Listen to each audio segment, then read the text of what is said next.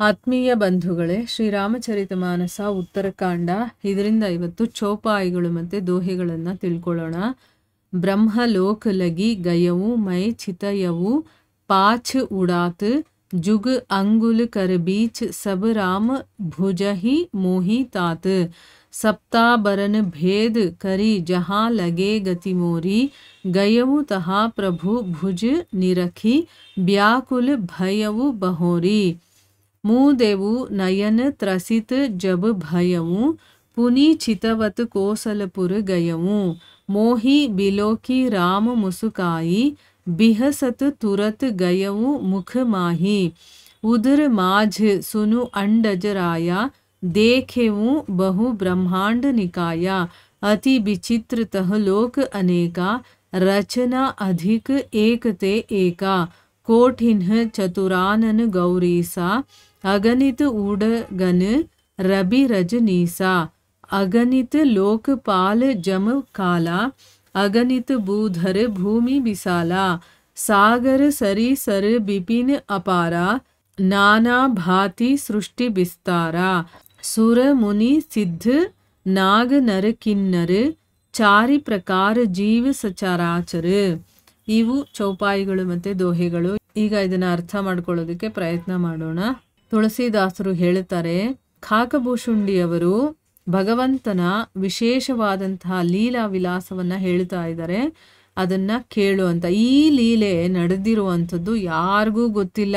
ಅವನ ತಮ್ಮಂದ್ರಿಗೂ ಗೊತ್ತಿಲ್ಲ, ತಂದೆ ತಾಯಿಯವ್ರಿಗೂ ಗೊತ್ತಿಲ್ಲ, ಬೇರೆಯವ್ರಿಗೂ ಗೊತ್ತಿಲ್ಲ ಅಂತನ್ಬಿಟ್ಟು ಅಂಬೆಗಾಲಿಟ್ಕೊಂಡು ಬಾಲರಾಮ ನನ್ನನ್ನು ಹಿಡಿಯೋದಕ್ಕೆ ಪ್ರಯತ್ನ ಮಾಡ್ತಾ ಇದ್ದ.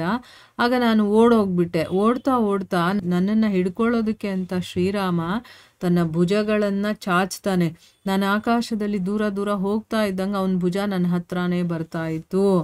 ನಾನು ಕೂಡ ಹಾರ್ತಾ ಬ್ರಹ್ಮಲೋಕದವರೆಗೂ ಕೂಡ ಹೋಗ್ಬಿಟ್ಟೆ. ಹಿಂದಿರುಗಿ ನೋಡಿದಾಗ ರಾಮನ ಭುಜಕ್ಕೂ ನನಗೂ 2 ಅಂಗುಲ ಅಂತರ ಇತ್ತು.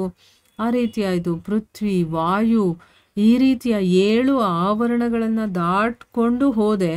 ನನಗೆ ಶಕ್ತಿ ಇದ್ದಷ್ಟು ನಾನು ಎಲ್ಲೆಲ್ಲಿ ಹೋದ್ನೋ ಅಲ್ಲೆಲ್ಲ ಕೂಡ ಆ ಭಗವಂತನ ಭುಜ ಇರೋದನ್ನ ನೋಡಿ ನನಗೆ ತುಂಬ ವ್ಯಾಕುಲವಾಯಿತು. ನಾನು ಭಯ ಪಟ್ಕೊಂಡು ಕಣ್ಮುಚ್ಕೊಂಡೆ. ಮತ್ತೆ ಕಣ್ತೆರೆದು ನೋಡಿದಾಗ ಅಯೋಧ್ಯ ನಗರದಲ್ಲಿ ನಾನಿದ್ದೆ. ಅಂದ್ರೆ ಏನು, ಎಲ್ಲೆಲ್ಲಿ ಹೋದ್ನೋ ಅಲ್ಲೆಲ್ಲ ಭಗವಂತ ಬರ್ತಾ ಇದ್ದಾನೆ. ಹೆದರ್ಕೊಂಡು ಯಾವಾಗ ಕಣ್ಮುಚ್ಕೊಂಡೋ, ನಾನು ಭಯ ಪಟ್ಕೊಂಡಿದ್ನಲ್ಲ, ಆಗ ನಾನು ಬ್ರಹ್ಮಲೋಕದಲ್ಲಿದ್ದೆ. ಆದರೆ ಕಣ್ಮುಚ್ಕೊಂಡು ಕಣ್ಣು ತೆಗೆಯೋಷ್ಟರಲ್ಲಿ ನಾನು ಅಯೋಧ್ಯ ನಗರಿಯಲ್ಲಿದ್ದೆ. ನನ್ನನ್ನು ನೋಡಿ ಶ್ರೀರಾಮ ಮುಗುಳ್ನಗೋದಕ್ಕೆ ಶುರು ಮಾಡ್ತಾನೆ. ಅವನು ನಕ್ಕಾಗ ತುಂಬಾನೇ ಆಕರ್ಷಿತನಾಗಿ ನಾನು ಅವನ ಬಾಯಿಯ ಒಳಗಡೆ ಪ್ರವೇಶ ಮಾಡಿದೆ. ಓ ಖಗರಾಜ ಕೇಳು, ನಾನು ಅವನ ಉದರದಲ್ಲಿ ಅಂದರೆ ಅವನ ಹೊಟ್ಟೆನಲ್ಲಿ ಅನೇಕ ಬ್ರಹ್ಮಾಂಡ ಸಮೂಹಗಳನ್ನೇ ನೋಡಿದೆ. ಅಂದರೆ ಬ್ರಹ್ಮಾಂಡಗಳು ಬೇಕಾದಷ್ಟು ಅವನ ಹೊಟ್ಟೆಯಲ್ಲಿರೋದನ್ನ ನಾನು ನೋಡಿದೆ. ಆ ಬ್ರಹ್ಮಾಂಡಗಳಲ್ಲಿ ಅನೇಕ ವಿಚಿತ್ರವಾದಂತಹ ಲೋಕಗಳನ್ನು ನೋಡಿದ್ದೀನಿ. ಅವುಗಳ ರಚನಾ ಸೌಷ್ಠವ ಅಂದರೆ ಏನು, ಅದನ್ನು ರಚನೆ ಮಾಡಿರುವಂಥ ರೀತಿ ಇದೆಯಲ್ಲ, ಅದು ಒಂದಕ್ಕಿಂತ ಒಂದು ಮಿಗಿಲಾಗಿತ್ತು. ಕೋಟಿ ಗಟ್ಟಲೆ ಚತುರ್ಮುಖ ಬ್ರಹ್ಮರಿದ್ರು. ಅಂದರೆ ಒಬ್ಬರೇ ಬ್ರಹ್ಮ ಅಲ್ಲ ಇರೋದು, ಅಲ್ಲಿ ನಾನು ಕೋಟಿ ಗಟ್ಟಲೆ ಚತುರ್ಮುಖ ಬ್ರಹ್ಮರು ಇದ್ರು, ಅವರನ್ನ ನೋಡದೆ. ಪರಮೇಶ್ವರರಿದ್ರು, ಅವರು ಕೂಡ ಕೋಟಿಗಟ್ಟಲೆ ಇದ್ರು.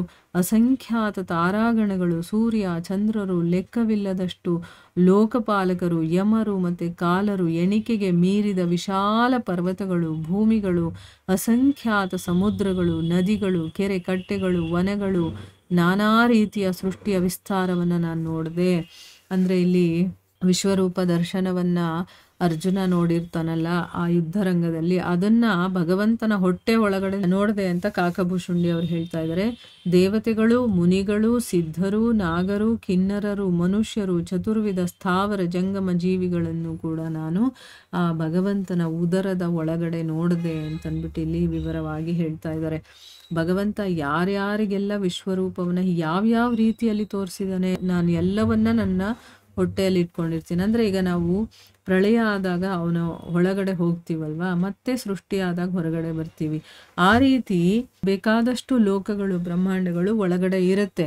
ಯಾವ ಸಮಯದಲ್ಲಿ ಅದು ಹೊರಗಡೆ ಬರಬೇಕೋ ಬರುತ್ತೆ, ಮತ್ತೆ ಅದು ಒಳಗಡೆ ಹೋಗುತ್ತೆ. ಸೊ ಇದೆಲ್ಲವನ್ನ ನೋಡಿದೆ ನಾನು ಆ ಭಗವಂತನ ಉದರದಲ್ಲಿ ಅಂತನ್ಬಿಟ್ಟು ಕಾಕಭೂಷುಂಡಿ ಅವರು ಗರುಡನಿಗೆ ಹೇಳ್ತಾ ಇದ್ದಾರೆ. ಮುಂದುವರೆದು ಏನು ಹೇಳ್ತಾರೆ ಅಂತ ನಾವು ಮುಂದಿನ ಭಾಗದಲ್ಲಿ ತಿಳ್ಕೊಳ್ಳೋಣ.